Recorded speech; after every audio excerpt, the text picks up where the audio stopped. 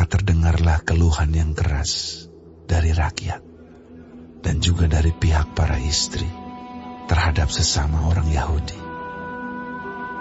Ada yang berteriak, anak laki-laki dan anak perempuan kami banyak, dan kami harus mendapat gandum supaya kami dapat makan dan hidup. Dan ada yang berteriak, ladang dan kebun anggur dan rumah kami gadaikan untuk mendapat gandum pada waktu kelaparan. Juga ada yang berteriak, kami harus meminjam uang untuk membayar pajak yang dikenakan raja atas ladang dan kebun anggur kami.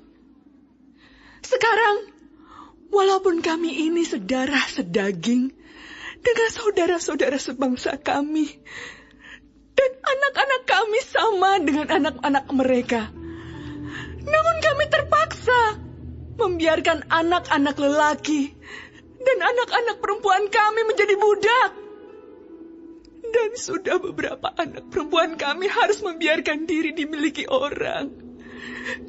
Kami tidak dapat berbuat apa-apa, karena ladang dan kebun anggur kami sudah di tangan orang lain. Maka sangat marahlah aku ketika ku dengar keluhan mereka dan berita-berita itu.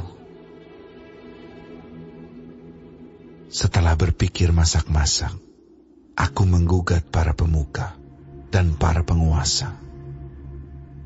Kataku kepada mereka, masing-masing kamu telah makan riba dari saudara-saudaramu.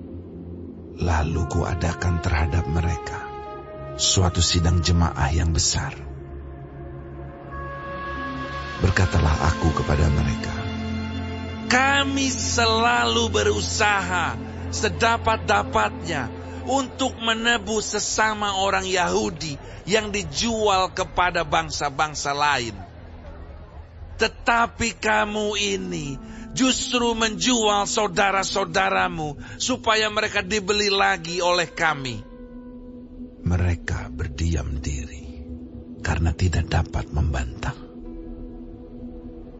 Kataku, tidaklah patut apa yang kamu lakukan itu.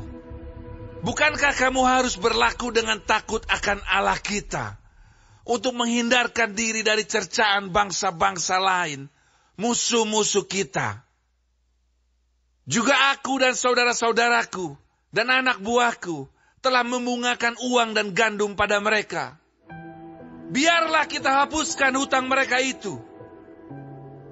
Biarlah kamu kembalikan kepada mereka hari ini juga ladang mereka, kebun anggur, kebun zaitun, dan rumah mereka. Pula hapuskanlah hutang mereka, yakni uang serta gandum, anggur, dan minyak yang kamu tagih daripada mereka. Berkatalah mereka, itu akan kami kembalikan, dan kami tidak akan menuntut apa-apa dari mereka. Kami akan lakukan tepat seperti yang engkau perintahkan. Lalu aku memanggil para imam dan menyuruh mereka bersumpah bahwa mereka akan menepati janji mereka. Juga aku kebas lipatan bajuku sambil berkata, demikianlah setiap orang yang tidak menepati janji ini akan dikebas Allah dari rumahnya dan hasil jerih payahnya. Demikianlah ia dikebas dan menjadi hampa. Dan seluruh jemaah berkata, amin.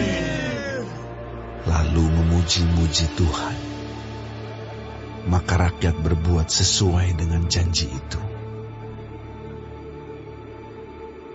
Pula sejak aku diangkat sebagai bupati di tanah Yehuda, yakni dari tahun ke-20 sampai tahun ke-32 pemerintahan Artahsasta, jadi 12 tahun lamanya aku dan saudara-saudaraku tidak pernah mengambil pembagian yang menjadi hak bupati.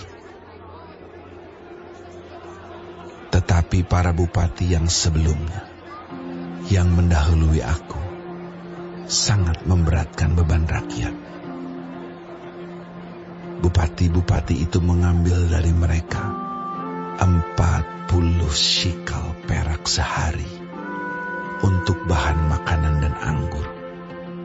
Bahkan anak buah mereka merajalela atas rakyat. Tetapi aku tidak berbuat demikian karena takut akan Allah. Aku pun memulai pekerjaan tembok itu, walaupun aku tidak memperoleh ladang. Dan semua anak buahku dikumpulkan di sana khusus untuk pekerjaan itu. Duduk pada mejaku orang-orang Yahudi dan para penguasa 150 orang. Selain mereka yang datang kepada kami dari bangsa-bangsa sekeliling kami.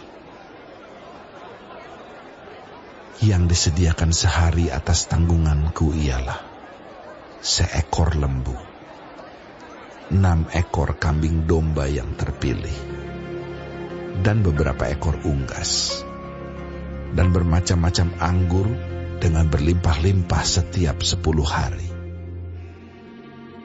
Namun dengan semuanya itu, aku tidak menuntut pembagian yang menjadi hak bupati, karena pekerjaan itu sangat menekan rakyat. Ya Allahku, demi kesejahteraanku, ingatlah segala yang kubuat untuk bangsa ini.